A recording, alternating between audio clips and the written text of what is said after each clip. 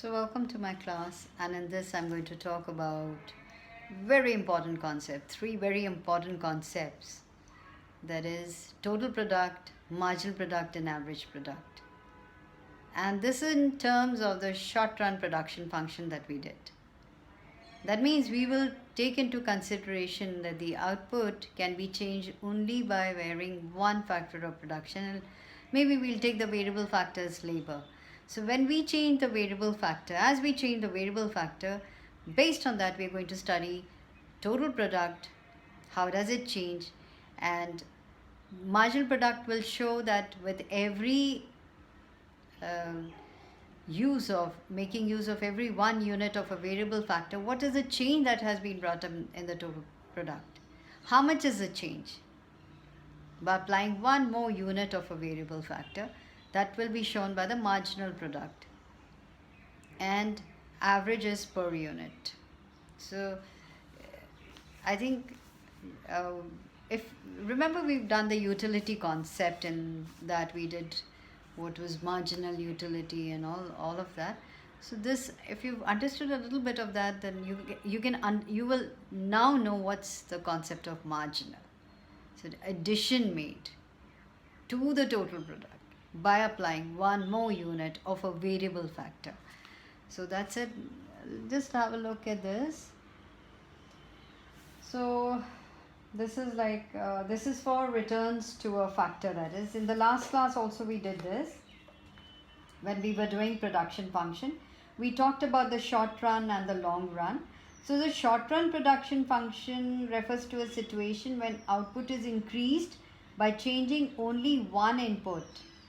That is, in this case, let's take labor, while keeping other inputs unchanged. And the short run production function is known as a law of variable proportions. So based on this, we have studied these three important, or we will study the three important concepts, and you will understand what are they. That is total product, then marginal product and average product.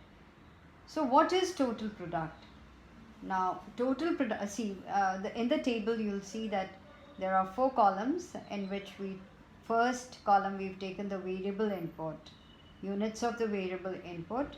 In the second column is the total product in units, and in the third is marginal product. In that we've also talked about how marginal product is worked out, and then average product. So let's just define each one. Let's just define total product. Now what is total product? Total product is the total output of a good produced by the variable factor employed. So that is the total product. Then let's take what is the marginal product here. Then next, in the third column, we see we've written as marginal product. So what is the marginal product? It refers to the addition to the total product on account of employment of one more unit of the variable factor, in this case labor, so variable factor. So we have what is known as marginal product of the nth unit is equal to total product of the nth minus the total product of the previous n minus 1. So here let's for MPN, here n stands for the number of units of the variable factor. Suppose, now for example, suppose if you take n is equal to 2, then n minus 1 is equal to 1.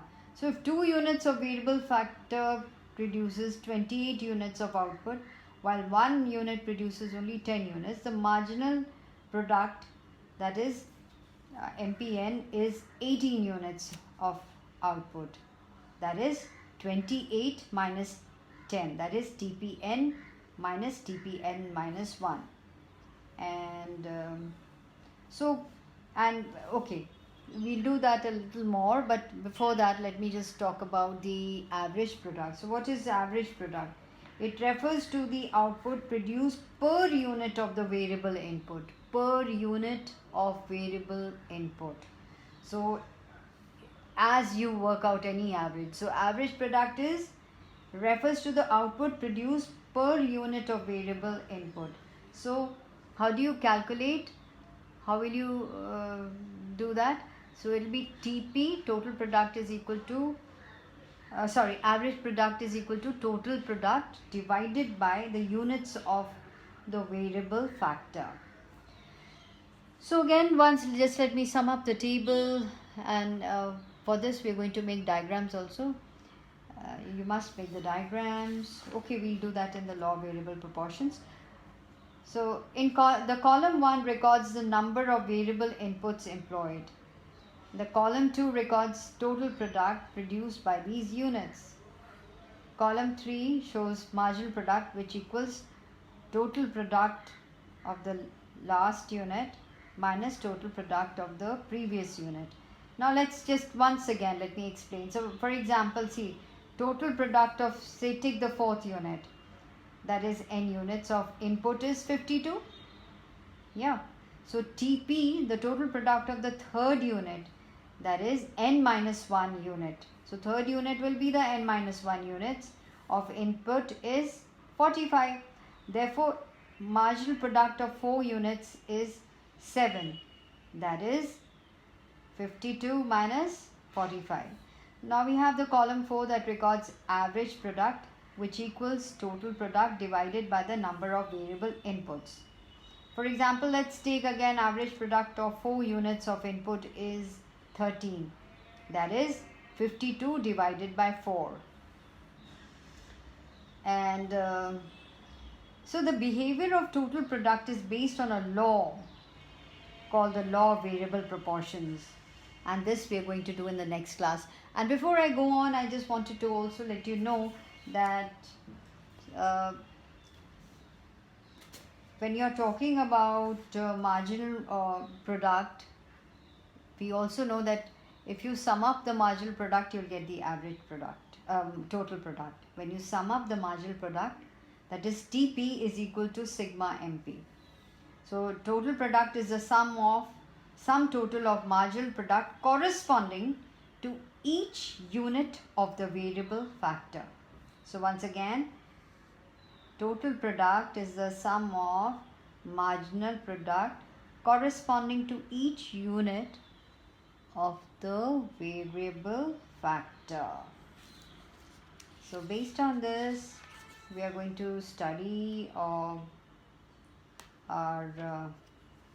law of variable proportions, because in this we are going to deal with especially the total product and marginal product in order to understand the law of variable proportions, that is the short run production function. So you can get a 1 mark question for, like, what do you mean by total product, what is marginal product, what is average product. So, or just write the formula for that, or you can be asked to make a table that comes with 3 marks. So in the next class we will be doing law of variable proportions.